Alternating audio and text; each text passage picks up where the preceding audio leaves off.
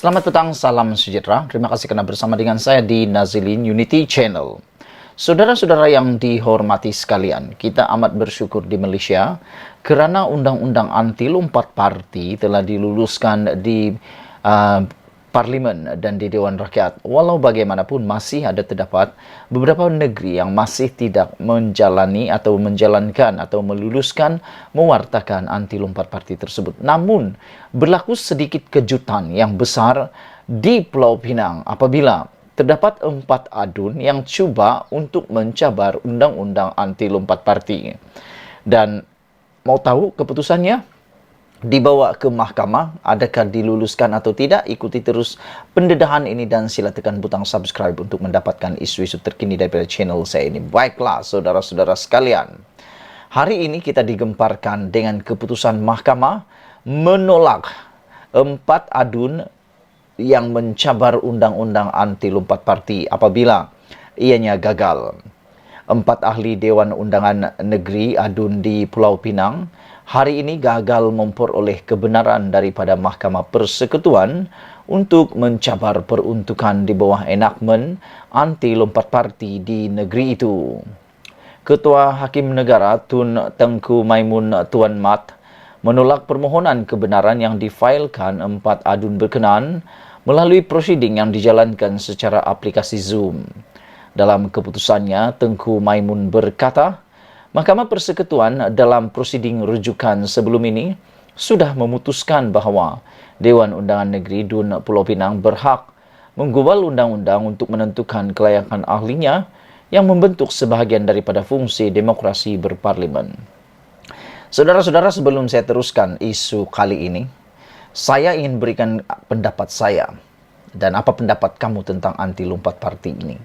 Pada pendapat saya, rang undang-undang anti lompat parti ini amatlah sesuai dibuat di negara kita.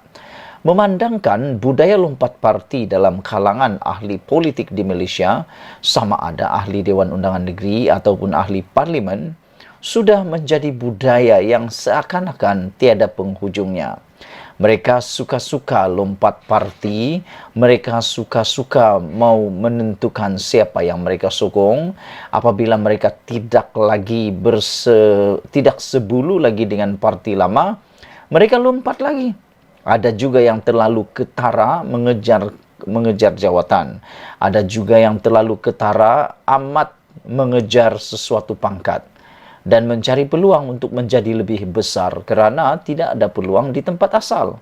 Jadi mereka pun lompat-lompat parti. Pada pendapat saya, perbuatan itu adalah perbuatan yang amat terkutuk kerana perbuatan lompat parti sebenarnya telah mengkhianati mandat rakyat. Kami undi anda atas dasar kerana anda mewakili sesuatu parti itu.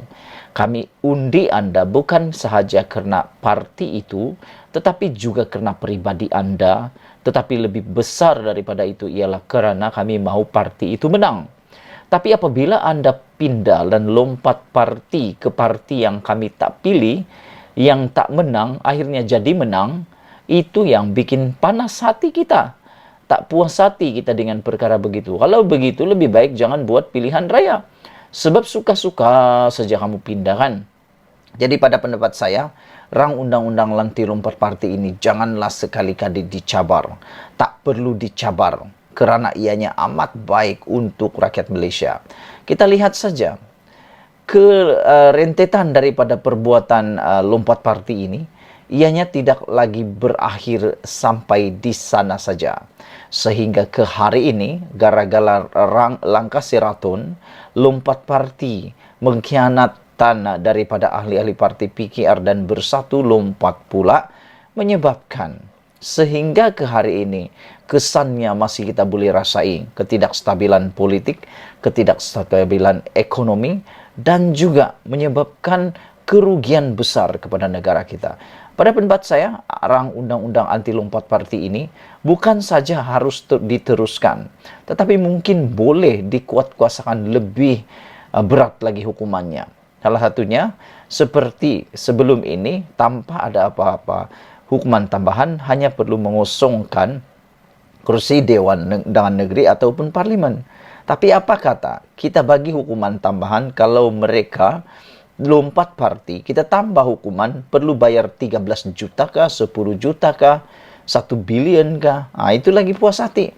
Supaya tiada lagi siapa-siapa yang berani-berani nak lompat parti. Jadi kita bersyukurlah hari ini kerana Ketua Hakim Persekutuan Tengku Maimun telah menolak, Mahkamah Persekutuan menolak permohonan 4 adun daripada Pulau Pinang untuk membatalkan, mencabar undang-undang anti lompat parti ini.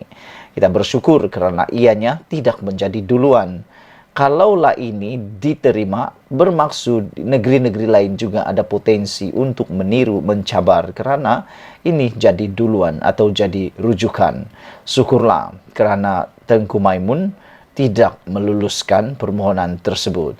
Sehubungan itu, kata Tengku Maimun, Mahkamah menolak permohonan keempat-empat berkenan tanpa sebarang perintah berhukum kos.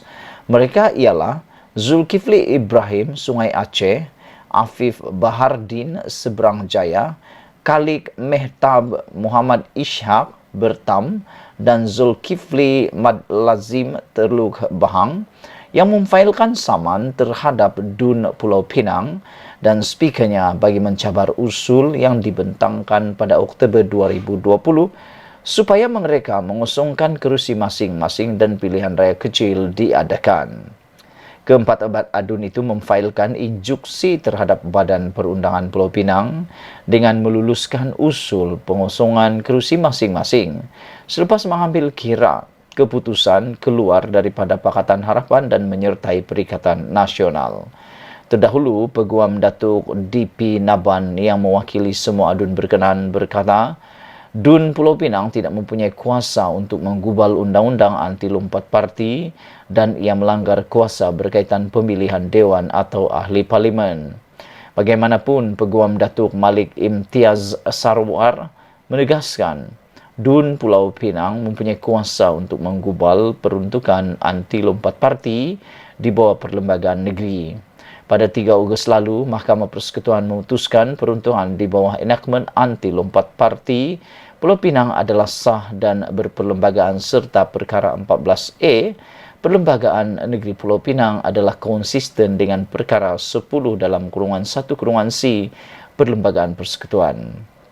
Perkara 14A Perlembagaan Negeri Pulau Pinang menyatakan seseorang ahli Dewan Undangan Negeri adun hendaklah mengusungkan kerusinya jika selepas dipilih sebagai calon parti politik meletak jawatan atau dipecat daripada parti atau menyertai parti politik lain. Pada 12 April lalu, Pesuruhjaya Kehakiman Azizan Mad Arsyad membenarkan permohonan DUN Pulau Pinang dan speakernya Datuk Lau Cho Kiang untuk merujuk beberapa persoalan kepada Mahkamah Persekutuan bagi membolehkan mahkamah itu mendengar serta memutuskan isu perlembagaan berkaitan enakmen anti lompat parti negeri terbabit.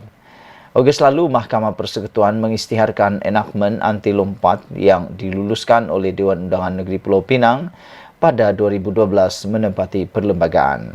Mahkamah juga memutuskan perkara 14A, Perlembagaan Negeri juga tidak terbatal kerana ia konsisten dengan perkara 10 dalam kurungan 1 kurungan C Perlembagaan Persekutuan. Itu dia, saudara-saudara sekalian, tindakan 4 adun yang cuba mencabar undang-undang kerana dia berpindah daripada Pakatan Harapan pindah ke Perikatan Nasional akhirnya tidak dilayan oleh Mahkamah Persekutuan apabila menolak untuk membenarkan mereka mencabar undang-undang anti lompat parti di Pulau Pinang. Kita bersyukur kerana kita sudah mempunyai rang undang-undang anti lompat parti dan kita harap ianya tidak dicabar lagi dan tidak akan diubah lagi.